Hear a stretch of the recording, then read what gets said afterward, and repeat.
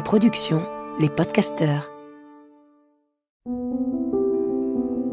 Le couple est une grande aventure, une sacrée aventure. Tous connaissons des joies et des peines au sein de nos couples, et tous avons besoin d'éclairage. Et il n'y a pas d'école pour cela. Alors, bienvenue dans ce podcast de l'intelligence amoureuse. Je suis Florentine Dolnoy-Wang et je vais vous donner la main le long de la voie du couple, cet univers passionnant, complexe et unique en son genre, qui nous envoie dans le meilleur comme dans le pire. Passionnément, j'apprends, je crée et je transmets des outils pour ouvrir toutes les possibilités de l'amour en nous et entre nous, pour laisser l'amour faire son travail et nous ramener à nous-mêmes, pour nous aider, tous et chacun, à fertiliser l'espace du couple. À chaque épisode, je répondrai à une question.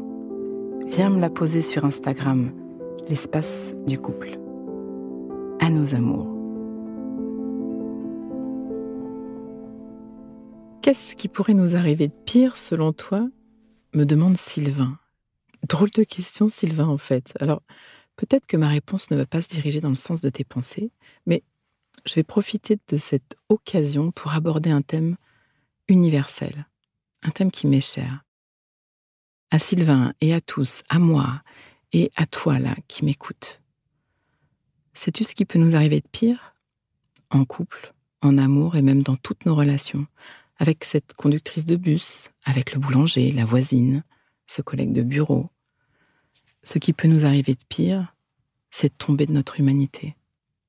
Et nous en tombons sans arrêt. Voilà le pire.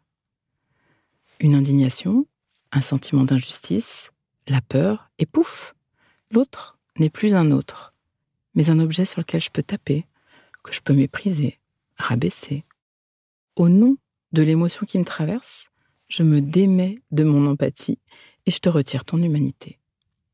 Au nom de mon indignation, je peux souhaiter ta mort. Au nom de ma colère, je peux faire partir mes poings, brûler un arrêt de bus. Au nom de ma peur, je peux te tirer dessus. Tu deviens chose, punching ball, ennemi, déversoir. Mon système nerveux a juste switché et je suis passée de l'autre côté.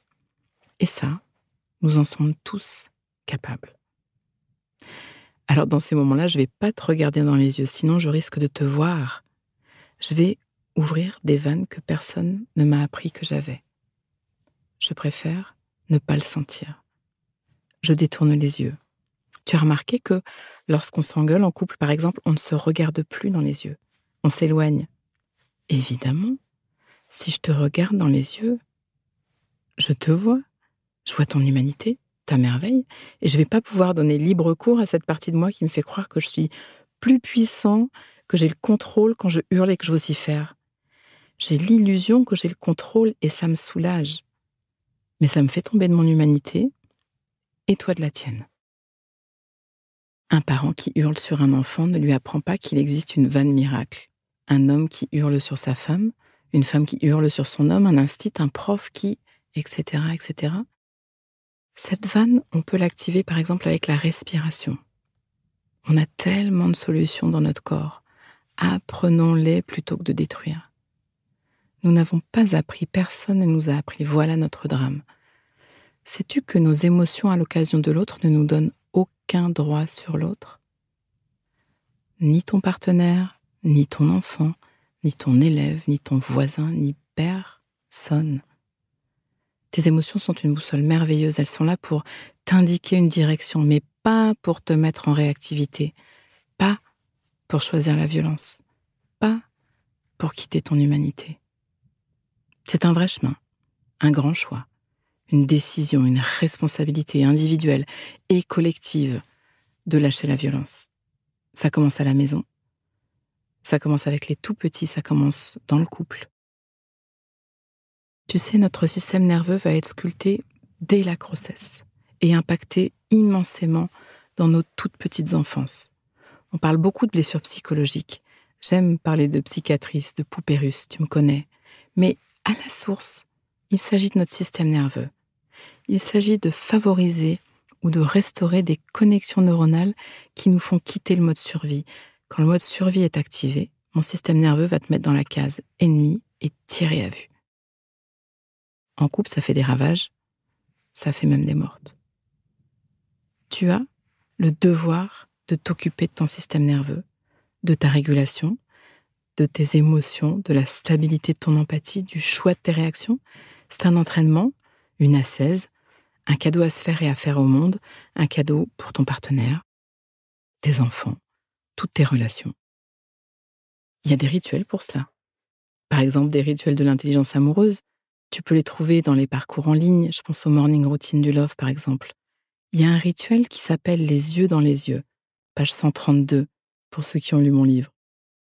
Il est indispensable que nous devenions maîtres de nos réponses neuro-émotionnelles pour notre santé, pour l'autre, pour le lien, pour la relation, pour notre monde, pour notre humanité, tous et chacun, que nous reprenions les rênes de nos cerveaux archaïques. Pause. Inspire. Expire. Fais de la place à l'intérieur. Comme un petit entracte qui donne de l'oxygène. Prends juste un instant pour refaire de la place. Voilà. J'y reviens. Je te propose une pratique. Prends le temps de te poser.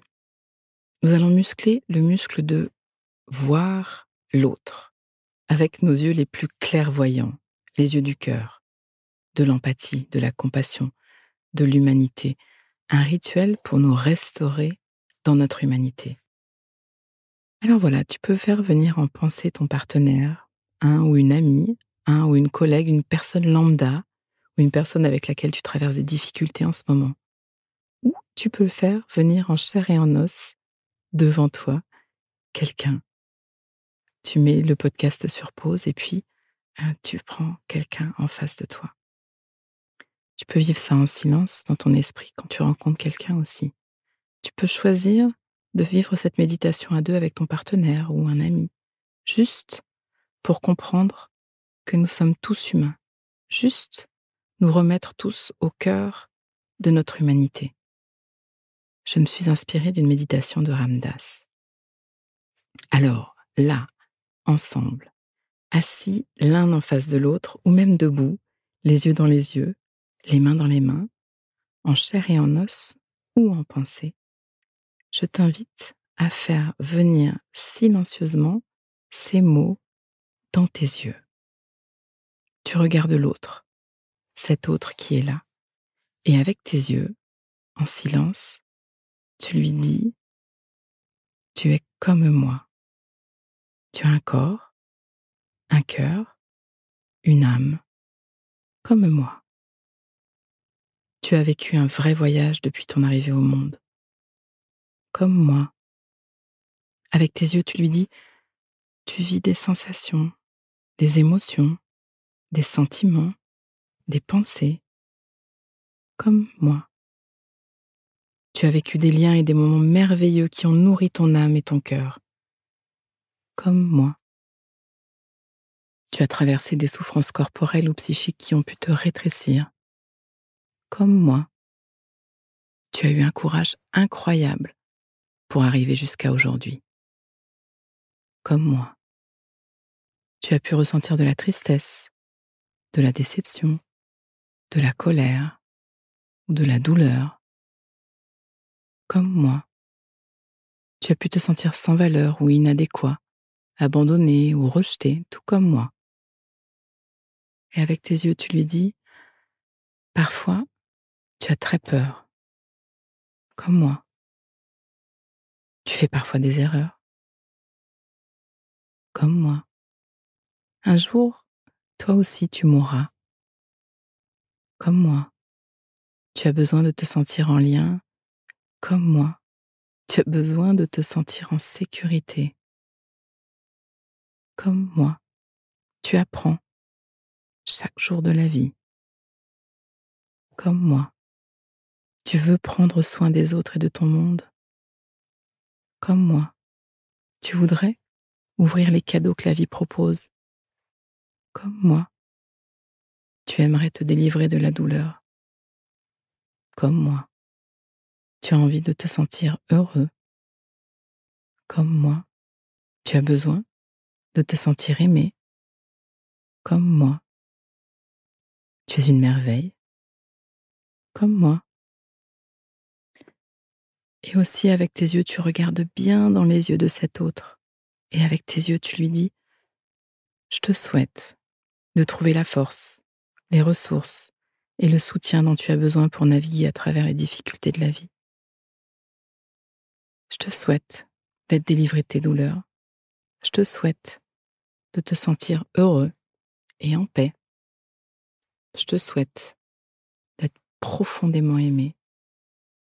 Je te souhaite d'aimer de tout ton cœur. Parce que tu es un être humain comme moi.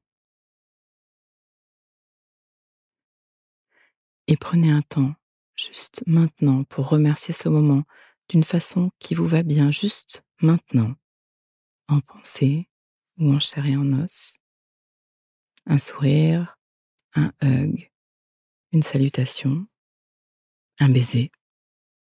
Prends le temps de faire ce que tu as à faire pour clore ce moment.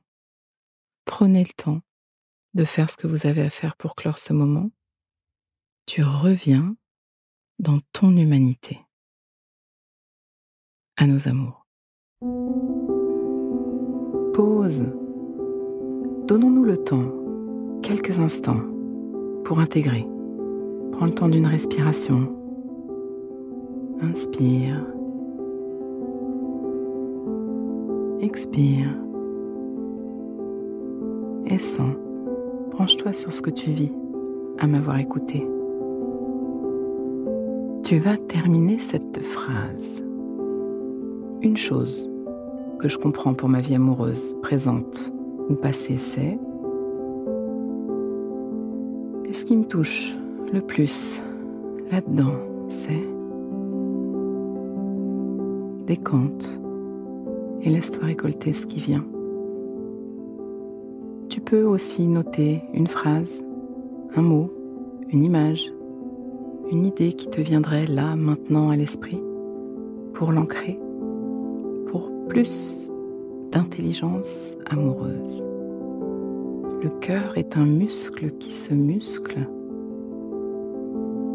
Ce podcast est écrit et exprimé par Florentine Denoy-Wang, produit par les podcasteurs et mis en musique par Laurent Aknin.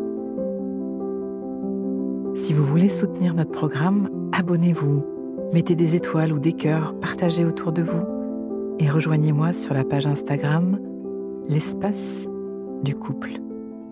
À vos amours.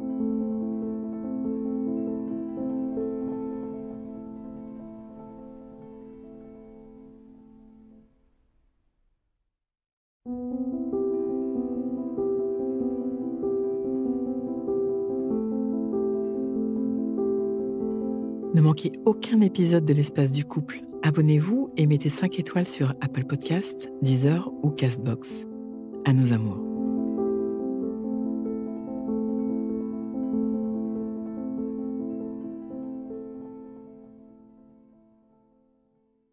Arrivé en consultation,